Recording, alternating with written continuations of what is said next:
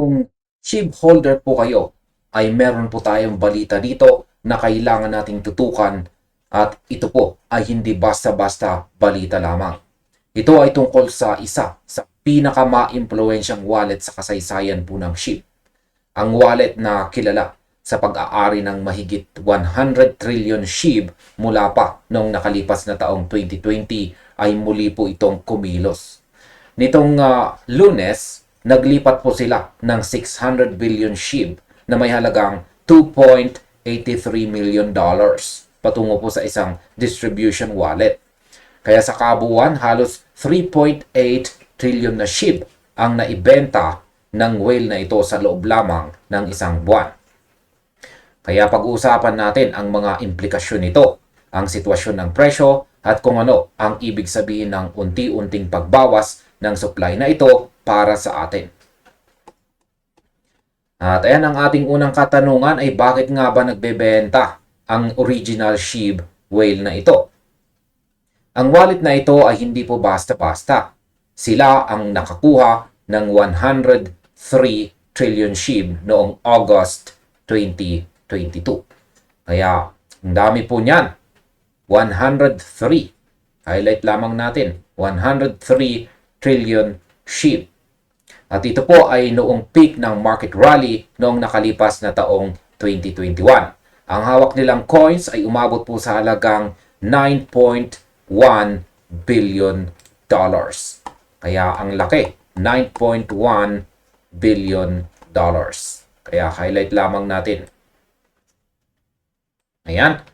Sa loob ng maraming taon, nanahimik lang sila. Pero mukhang nagbago na ang kanilang strategy ngayon pong 2026. Sa tingin ko, ang pagbebenta na ito ay nagpapakita ng isang mahalagang shift sa mindset ng mga early investors.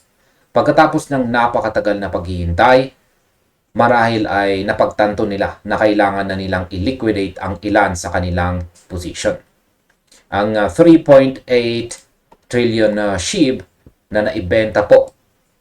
Yan, naibenta ngayong buwan ay nagresulta po ito sa halos $20 million na realized profit. Kaya para sa akin, ito po ay isang classic na halimbawa ng pagkuha ng exit liquidity habang ang market ay hindi pa tuluyang bumabagsak. Hindi nila ginagawa ito para sa maliit na halaga. Ginagawa nila ito dahil may nakikita silang trend na hindi po pabor sa pangmatagalang hawak ng ganitong kalaking volume. Pag-usapan naman po natin ang impact sa presyo ng paglilipat ng mga coin. Si Shiba Inu ngayon ay nahaharap po sa matinding selling pressure. Ang token ay bumaba na po ng 18% ngayong buwan. At ngayon ay nasa multi-year lows na malapit po sa 5 zero digits 453. Yan, highlight lamang natin. 5 zero digits 453. Ang pagbebenta po ng 600 billion SHIB ay lalong nagpapahirap sa market na makabangon. Kaya sa aking pananaw, ang problema ay hindi lang ang mismong pagbebenta.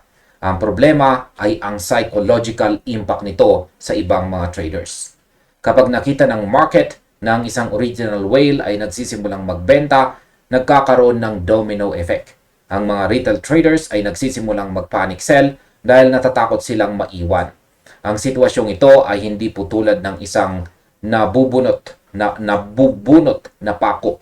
Ito ay parang pagbawas ng tubig sa isang tangke na paubos na ang laman. Ang supply overhang ay nagiging heavyweight. Yan, nagiging heavyweight na humaharang sa anumang attempt ng price recovery. Kung tatanungin po ninyo ako kung bakit hindi makataas itong si SHIB, ang sagot ko lamang po ay simple dyan. Walang sapat po na buying power para saluhin ang dami ng ibinebenta ng whale na ito. Ngayon, kaya ba ng market ang 96 trillion na natitirang supply? Ito ang pinaka nakakaalarma na bahagi. Kahit na nakapagbenta na sila ng bilyong-bilyong coins, ang wallet na ito ay kontrolado pa rin ang nasa 96.2 trillion SHIB. Sa kasalukuyang presyo, ang natitirang balance na ito ay nagkakahalaga ng $433 million. Isipin po ninyo yan mga ka-crypto. Yan ay napakalaking volume na pwedeng ilabas sa market anumang oras. Para sa akin, ito po ang tinatawag nating supply overhang. Ito ay parang isang madilim na ulap na nakabitin sa ibabaw ng SHIB ecosystem.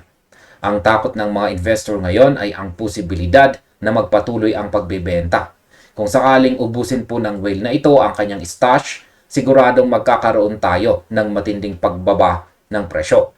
Hindi ito tulad ng ibang tokens na may limitadong supply na nasa kamay ng maraming tao. Dito, isang tao lang ang may hawak ng susi sa malaking bahagi ng circulating supply. Ang sitwasyong ito ay nangangailangan ng matinding pag-iingat para sa sinumang nagbabalak mag-hold kay SHIB sa kasalukuyang panahon. Bukod sa whale ay ano pang malaking problema? Hindi lang ang whale ang siyang may problema.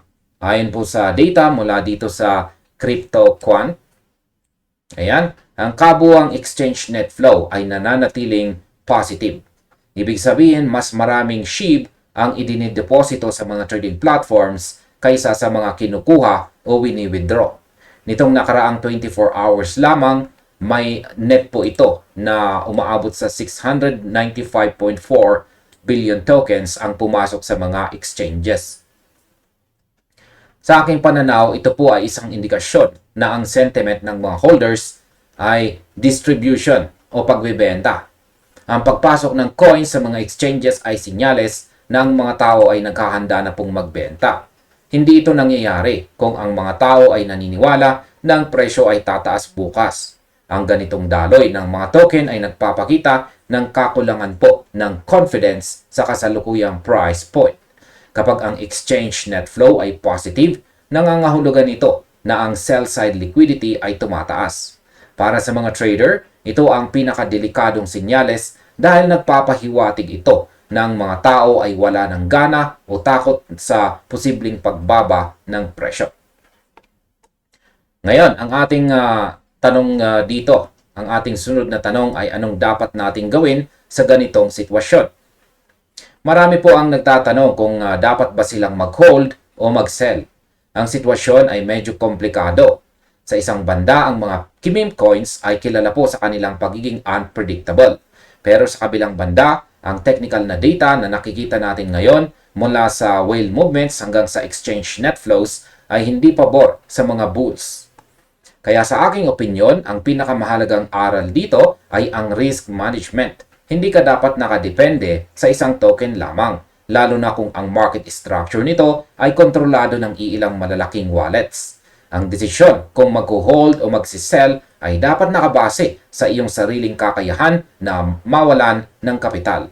Huwag mong ibuhos ang lahat ng iyong pera sa isang asset na ang galaw ay nakadepende sa isang whale na nagsisimula ng mag-unload ng kanyang assets.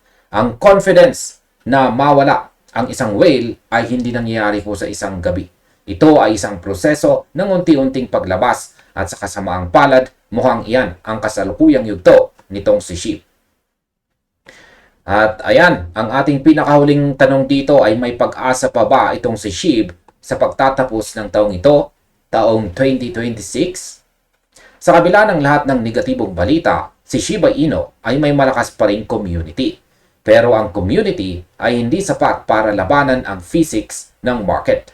Kung ang volume ng pagbebenta ay mas mataas kaysa sa volume ng pagbili, ang presyo ay talagang bababa. Iyan ang batas ng supply at saka demand. Para sa akin, ang pag-asa ni SHIB ay nakasalalay sa kung makakahanap po sila ng bagong gamit o utility o kung magkakaroon ng malaking buyback initiative na kayang sumalo sa supply na ibinabagsak ng mga whales. Pero sa ngayon, ang lahat ng indicators ay nakaturo po sa bearish territory. Ang 3.8 trillion coins na naibenta ngayong buwan ay hindi maliit na numero. Yan ay isang seryosong liquidation na kailangang tingnan ng seryoso. Kaya ang masasabi ko po para sa lahat ay maging mapagmatsyag. Huwag padala sa hype kung ang data ay nagsasabing kailangan mong mag-ingat. Ang pag-aabang sa susunod na galaw ng wallet na ito ang pinakamahalagang gagawin natin sa mga susunod na linggo. At sa kabuuan, ang pagbebenta po ng 600 billion SHIB ay hindi lamang isang transaction. Ito ay isang sinyales ng pagbabago ng panahon para kay Shiba Inu. Ang dating Diamond Hands na whale ay unti-unti nang nagiging seller. Ang 96 trillion na natitirang SHIB ay nananatiling malaking banta sa presyo. Sa bawat paglipat ng tokens patungo sa mga exchanges, nagiging mas mahirap para kay SHIB na mag-rebound. Ang mga datos na nakikita natin sa Arcam at saka CryptoQuant ay nagsasabi ng isang kwento. Ang market ay nasa yugto ng pag-a-adjust. Ang ating gagawin ay manatiling nakatutok sa mga datos na ito dahil ang mga whale na ito ay hindi nagbibiro sa kanilang mga kilos. Sila po ay kumikilos batay sa kanilang sariling pagsusuri ng market at sa ngayon ang kanilang aksyon ay malinaw. Kaya mag-ingat sa bawat desisyon at lagi po nating suriin kung ang ating thesis sa isang coin ay tumutugma pa sa realidad ng market data. At hanggang dito na lamang po tayo sa video na ito mga ka-crypto. Maraming salamat sa inyong panonood. Maaaring panoorin na rin ninyo sunod ang ating recommended video dito.